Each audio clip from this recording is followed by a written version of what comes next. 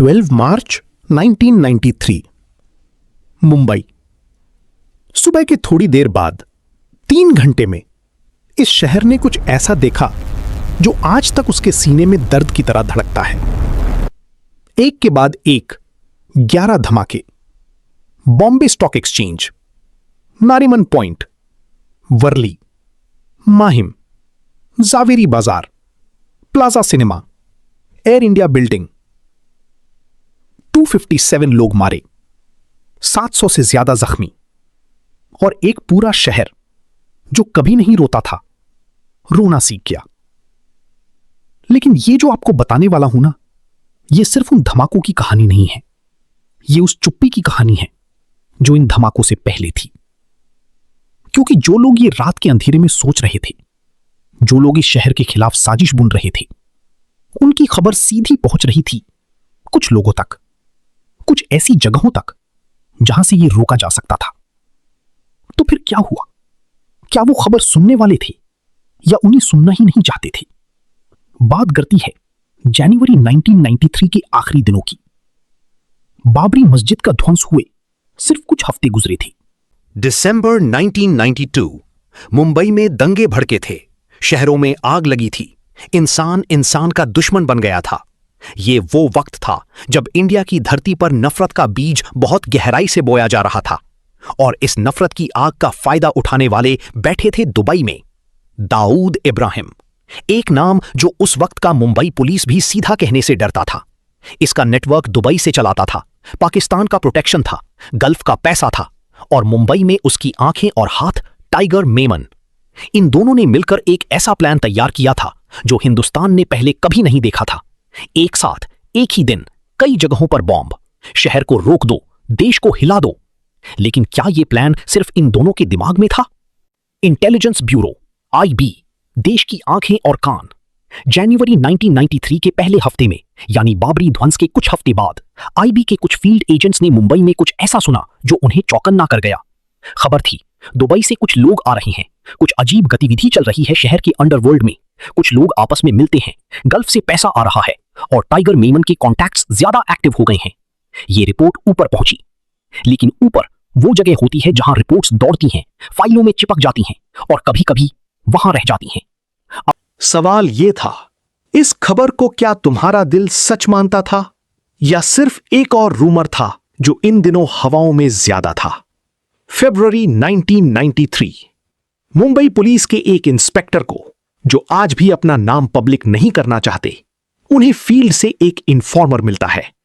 वो इन्फॉर्मर कहता है, साहिब कुछ बड़ा होने वाला है, शहर में RDX आई है, बड़ी गाड़ियां हैं, टाइमिंग होगी। RDX ये कोई आम गैंगस्टर वाली बात नहीं थी, ये मिलिट्री ग्रेड एक्सप्लोजिव था। ये वो चीज थी जो किसी कॉलोनी में अलग आता था, अलग तौर से, अलग रास्तों से। इंस्पेक्टर ने रिपोर्ट दर्ज करी, ऊपर भेजा। क्या कुछ हुआ? वो कहते हैं हफ्ते भर में एक एक्नॉलेजमेंट आया और फिर खामोशी। कोई ऑपरेशन शुरू नहीं हुआ, कोई स्पेशल टीम नहीं बनी, कोई एरिया सील नहीं हुआ। क्या आप सोच रहे हैं शायद इंटेलिजेंस गलत थी, शायद RDX वाली बात कोई अफसाना था? रुको, क्योंकि एक और आदमी था, एक और खबर। फरवरी के दूसरे हफ्ते में IB का एक और सोर्स जो मुंबई की डॉक्स के पास काम करता था, उसने खबर दी कि कुछ स्पेशल कार्गो आ रहा है, कोई बड़ी खेप, कुछ ऐसा जो नॉर्मली शिप्स पे आता नहीं। यह बात कस्टम्स इंटेलिजेंस तक पहुंची। कस्टम्स इंटेलिजेंस ने मुंबई पुलिस को बताया। और लेकिन यहां एक चीज होती है जो हमेशा होती है ब्यूरोक्रेसी में, खबर एक डिपार्टमेंट से दूसरे में जाती है तो वो स्लोली थोड़ी देर में एक नोट बन जाती है, एक फाइल बन जाती है और फाइल डेस्क पे पड़ी रहती है, कोई एक्शन नहीं हुआ। और फिर आया मार्च 1993 के पहले हफ्ते में एक और इंफॉर्मेशन आई, इस बार पाकिस्तानी इंटेलिजेंस के एक सोर्स से, जो इनडायरेक्टली रॉ तक पहुंची। इस खबर ने साफ कहा मुंबई में कुछ बड़ा होने वाला है। Coordinated multiple points, civic infrastructure targets. ये जो इंफॉर्मेशन थी वो अब सिर्फ किसी एक इन्फॉर्मर की उड़ानी बात नहीं थी, ये मल्टीपल सोर्सेस से आ रही थी, दुबई से, डॉक से, पाकिस्तान की एक चैनल से, और मुंबई की लोकल सोर्सेस से। लेकिन प्रॉब्लम ये थी, इस देश में इंटेलिजेंस एजेंसीज आपस में बात नहीं करती थीं। आईबी अलग, रॉ अलग, मुंबई पुलिस अलग, कस्टम्स अलग। हर एक के पास पजल का एक टुकड़ा था, लेकिन कोई भी पूरी तस्वीर नहीं देख सकता था, क्योंकि तस्वीर तभी बनती है जब तुम साथ बैठो, और कोई साथ बैठा ही नहीं। 12 मार्च 1993 सुबह की रात भर बाद टाइगर मेमन और उसके आदमी ऑलरेडी अपना काम कर चुके थे। रात भर में शहर के अलग अलग हिस्सों में गाड़ियां, स्कूटर्स में छुपाए गए टिफिन बॉम्ब्स कार्स में आरडीएक्स भर के पार्किंग लॉट्स में खड़ी कर दी गईं। शहर सो रहा था और 12:30 बजे दोपहर के बाद पहला धमाका, बॉम्बे स्टॉक एक्सचेंज। इस एक धमाके ने ही 50 लोगों की जान ले ली, और यह सिर्फ शुरुआत थी। हफीज तिनवाला ने ऊपर देखा। इन्होंने बाद में बयान दिया था। कहते हैं कि आसमान पर कुछ काला तैर रहा था, डस्ट और स्मोक, और फिर आवाज आई दूसरे धमाके की, फिर तीसरी, फिर चौथी। ये 11 धमाके सिर्फ 3 घंटे में हुआ। शहर का ट्रैफिक रुक गया, लोग सड़क पे भागने लगे। कोई नहीं जानता था कहां जाएं, कैसे बचें, कितने और धमाके आने वाले हैं।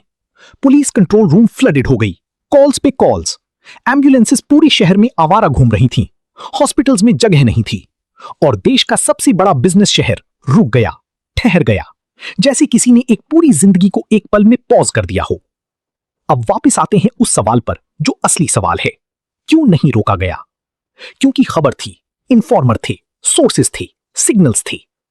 एक सीनियर आईबी ऑफिसर, जिन्होंने बाद में एक इंटरव्यू में यह बात कही, उन्होंने माना कि जनवरी से फरवरी के बीच 3-4 ऐसी रिपोर्ट्स आई थीं जो क्लियरली इंडिकेट करती थीं कि कुछ बड़ा होने वाला है।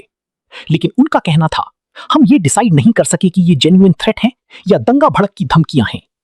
ये एक ब्यूरोक्रेटिक प्रॉब्लम था, थ्रेट असेसमेंट।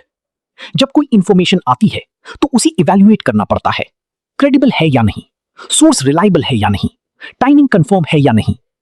और इन सवालों के जवाब लेना टाइम लेता है, प्रोसेस लेता है, अप्रूवल्स लेती हैं। और इस बीच टाइगर मेमन का प्लान बिना किसी रुक के आगे बढ़ता रहा। वो ज्यादा स्मार्ट था या वो ज्यादा फास्ट था? शायद दोनों, और शायद हम थोड़े स्लो थे। एक और चीज थी, वो थी पॉलिटिकल हालात। जनवरी और फरवरी 1993 का वक्त याद करो। बाबरी मस्जिद के बाद दंगे हो चुके थे। महाराष्ट्र गवर्नमेंट और सेंटर के बीच टेंशन था। पुलिस ऑलरेडी ओवरवर्क्ड थी। आईबी और लोकल पुलिस की प्रायोरिटीज कहीं और थीं। किसी के पास वो वक्त ही नहीं था कि वो बैठे और पजल के टुकड़ों को मिलाते। लेकिन एक और चीज थी जो शायद सबसे ज्यादा दर्द देती है। कुछ लोग थे मुंबई में जो जानते थे, कुछ लोकल कॉन्टैक्ट्स, कुछ लोअर लेवल इन्फॉर्मर्स, कुछ डॉक वर्कर्स, कुछ ट्रक ड्राइवर्स, और इनमें से कुछ ने बात की अपने लोकल कॉन्टैक्ट से, अपने एरिया के पुलिस वालों से। लेकिन ये इंफॉर्मेशन कभी ऊपर नहीं गई, क्योंकि कोई फॉर्मल सिस्टम ही नहीं था कि लोअर लेवल फील्ड इंटेलिजेंस को अर्जेंटली एस्केलेट किया जाए। एक बात सुनो, एक हवलदार की रिपोर्ट और एक हाई लेवल सोर्स की रिपोर्ट में कौन सुनता है पहले, कौन बैच बड़ा है, कौन की बात ज्यादा इंपॉर्टेंस मिलती है? यही सिस्टम का दर्द था। बाद में 1993 के आखिर में और 1994 में एक इंक्वायरी कमीशन बिठा, justice BN Shri Krishna commission. उन्होंने सब कुछ देखा, police files, IB report, customs logs, intelligence memos. उनका कंक्लूजन जो उन्होंने केयरफुली लिखा वो आज भी पढ़ा जा सकता है। उन्होंने कहा कि इंटेलिजेंस फेलियर था, कोऑर्डिनेशन फेलियर था, और सबसे बड़ी बात विल टू एक्ट का फेलियर था। विल टू एक्ट मतलब खबर थी, लोग थे जो जानते थे, लेकिन एक्शन नहीं लिया गया। क्यों? आज 2026 में जब हम पिछले 33 सालों को देखते हैं, एक चीज साफ दिखती है, 257 लोगों की जान गई, 700 से ज्यादा जिंदगियां कभी पहले जैसी नहीं बनी, एक पूरा शहर जिसके सीने में एक दर्द बैठ गया जो आज भी नक्शा नहीं जा सकता। और ये सब कुछ हद तक इसलिए हुआ क्योंकि हम अपने ही सिस्टम की अजमत की कीमत नहीं जानते थे। एक इंफॉर्मेशन को अर्जेंसी के साथ ट्रीट करना ये सिर्फ एक ब्यूरोक्रेटिक डिसीजन नहीं था, ये एक इंसान की जिंदगी बचाने का डिसीजन था। 11 बार। बॉम्बे स्टॉक एक्सचेंज बिल्डिंग आज भी खड़ी है, उसकी दीवारें उन धमाकों की निशानी आज भी अपने अंदर समेट के रखे हैं। शहर चलाता रहा जैसे हमेशा चलता है, मुंबई रोती नहीं, ये कहते हैं। लेकिन एक चीज याद रखने वाली है, जब कोई खबर आए, जब कोई सिग्नल मिले, जब कोई आवाज उठाई कि कुछ बड़ा होने वाला है, तो वो वक्त होता है सुनने का, समझने का, एक्ट करने का। क्योंकि उस दिन 12 मार्च 1993 जो लोग सुबह घर से निकले थे ना, स्टॉक एक्सचेंज में काम करने वाले, मार्केट में सोडा खरीदने वाले, बस से सफर करने वाले, थिएटर के टिकट खरीदने वाले, वो ये सोच के नहीं निकले थे कि ये उनका आखिरी दिन होगा। उन्हें नहीं पता था, लेकिन कुछ लोगों को पता था और वो खामोश रहे। ये खामोशी आज भी सवाल करती है,